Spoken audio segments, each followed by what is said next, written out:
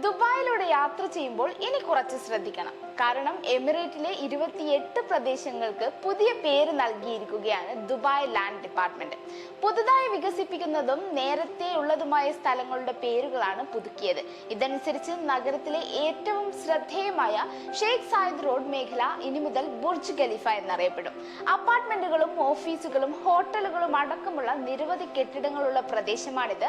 അതോടൊപ്പം സ്വദേശികൾക്ക് താമസിക്കുന്ന വീടുകൾ നിർമ്മിക്കുന്ന പ്രദേശത്തിന് മദീനത്ത് ലത്തീഫ എന്ന പേരും നൽകും. ഇവിടെ പൗരന്മാർക്ക് 3500 പ്ലോട്ടുകളും 2300 താമസയോഗ്യമായ വീടുകളുമാണ് അനുവദിച്ചിട്ടുള്ളത്. റോഡുകൾക്ക് പേരിടുന്നതിന് ദുബായ് അടുത്തിടെ പുതിയ സംവിധാനം പ്രഖ്യാപിച്ചിരുന്നു. സംരംഭത്തിന്റെ ആദ്യഘട്ടത്തിൽ അൽ ഗവാനീജ് 2 ഏരിയയിലെ റോഡുകൾക്ക് പ്രാദേശിക മരങ്ങളുടെയും പൂക്കളുടെയും പേരുകൾ നൽകി. എന്തായാലും യാത്ര ചെയ്യുമ്പോൾ പുതിയ പേരൊക്കെ ശ്രദ്ധിക്കും.